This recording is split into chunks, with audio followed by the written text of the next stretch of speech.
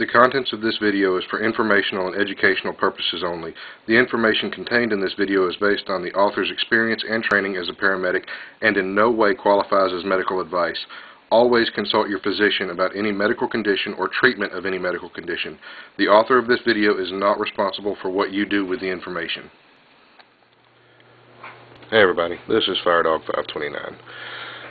Thought I'd do a video on the proper way to put a dressing on, more specifically a pressure dressing. If you've got somebody who's bleeding profusely and you're having trouble getting it stopped, there's a certain way you can wrap the wound that will apply a little bit more pressure to it to help control the bleeding. Now, this lovely leg here was donated by my beautiful wife. If your patient, say, has a cut along this area here, the first most obvious thing you're going to do is cleanse the wound with whatever you have readily available, whether it be hydrogen peroxide, which would be the most comfortable for the patient, or alcohol will also work, but that's going to create a lot of discomfort for your patient. Either way, cleanse the wound as best you can and try to dry it as best you can. My next recommendation, before you start putting your little 4x4 gauze pads on, get some petroleum gauze. And I'm not going to open this package because once you open it, it's gone, it's over, it's done with. But this is basically one of these covered in petroleum jelly. It does two things. It helps occlude the wound to keep it from bleeding more, and it also keeps it moist. That way when the blood does start to clot and you have to go change the dressing, with a moist dressing like that, it's less likely that the clot will dry and stick to this, so when you pull it off to change it, all you do is pull the clot off and now it starts bleeding all over again. This helps alleviate that. It's not 100%, but it helps.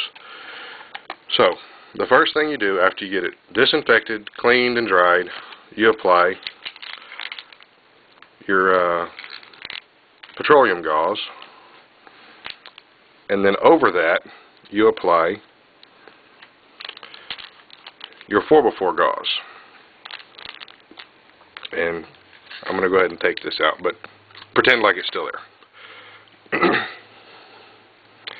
When you take your roll gauze or Curlex, whatever you call it, I start at the top. That's just a personal preference for me. You can start wherever you want to.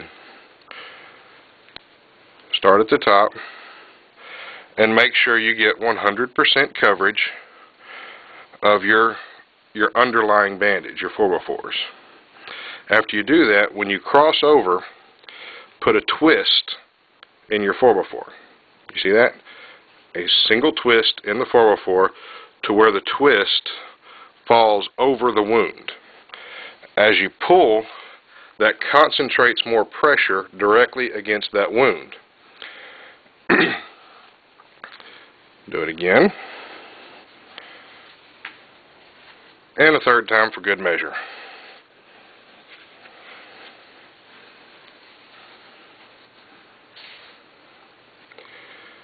Cover the whole thing one more time,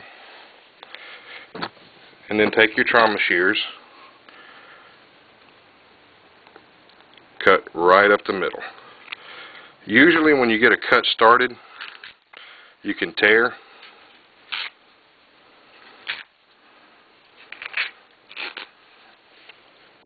and when you tie it over the wound. And again, that will add more pressure. I always like to do a little bow or something that I can undo easily in case I've got to access it. After you put that on, make sure it's good and tight. You are likely to see blood coming through depending on how much gauze you put underneath the bandage here. I always try to put more than what I think I'll need just to make sure I don't have to redress it. But after you get that good and secure, you want to make sure that they still have good color in the bottom of their leg, and if you can, it's not an easy thing to do, but find their their pedal pulse, the pulse most distal on their leg. It's usually right in the bend from their leg to their foot. You find it and you make sure that you've still got it. If you don't have it, or you don't see good color in their foot, or they're losing feeling in it, then you've got the bandage too tight. Remember, this is a bandage, not a tourniquet. You're trying to control the bleeding as best you can without cutting off the blood flow to the rest of the leg. So, I hope this helps somebody. If you have any questions, don't hesitate to leave me a comment or send me a message. Thanks for watching.